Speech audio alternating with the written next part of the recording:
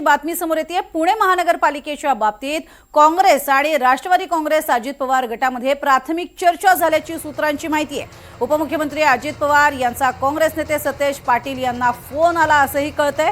पुण्यामध्ये काँग्रेस आणि राष्ट्रवादी काँग्रेस अजित पवार गट एकत्र येण्याबाबत चर्चा होतीये। तर पुण्यामध्ये अजित पवार गट आणि काँग्रेस हे एकत्र येऊ शकतात अशी महत्त्वाची माहिती समोर येते, कारण दोघांचे फोन झालेले आहेत अशी सुद्धा माहिती सूत्रांकडून कळते। अधिक माहिती घेऊयात विशाल पुजारी यांच्याकडून। विशाल, कशा पद्धतीने पुण्यातलं हे एक प्रकारची आघाडी होताना पाहायला मिळू शकते? नक्कीच खरं तर महानगरपालिका निवडणुकीच्या राजकीय घडामोडींना वेग आल्याचं पाहायला मिळते आणि त्याच पार्श्वभूमीवर पुणे महानगरपालिकेमध्ये ह्या ज्या काही युती आघाडीच्या चर्चा ज्या आहेत त्या सुरू झाल्याचं पाहायला मिळते।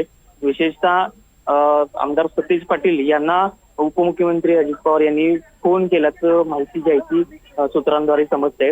पुणे महानगरपालिकेमध्ये काँग्रेस आणि राष्ट्रवादी काँग्रेस अशी युती होणार का अशी एक चर्चा जी आहे आता या फोनमुळे सुरू झाली आहे, कारण पुणे महानगरपालिकेमधल्या निवडणुका ज्या आहेत त्या कशा पद्धतीने लढल्या जातील हे यामध्ये सगळ्यात जास्त महत्वाचं असणार आहे।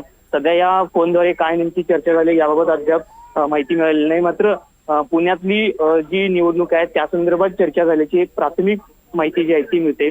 त्यामुळं येणाऱ्या काळामध्ये राष्ट्रवादी काँग्रेस आणि काँग्रेस अजित पवार गट आणि काँग्रेस हे एकत्रपणे लढणार का हे देखील पाहणं महत्वाचं असणार आहे। प्रज्ञा, नक्कीच। मात्र आपण बघतोय अशा पद्धतीने ही आघाडी होताना पाहायला मिळेल का येत्या काळामध्ये, आणि कशा पद्धतीने पुण्यातलं राजकीय गणित बदलतं हे देखील पाहणं तितकंच महत्त्वाचं असणार आहे।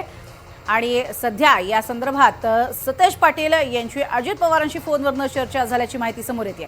तुर्तास धन्यवाद विशाल या संपूर्ण माहितीसाठी।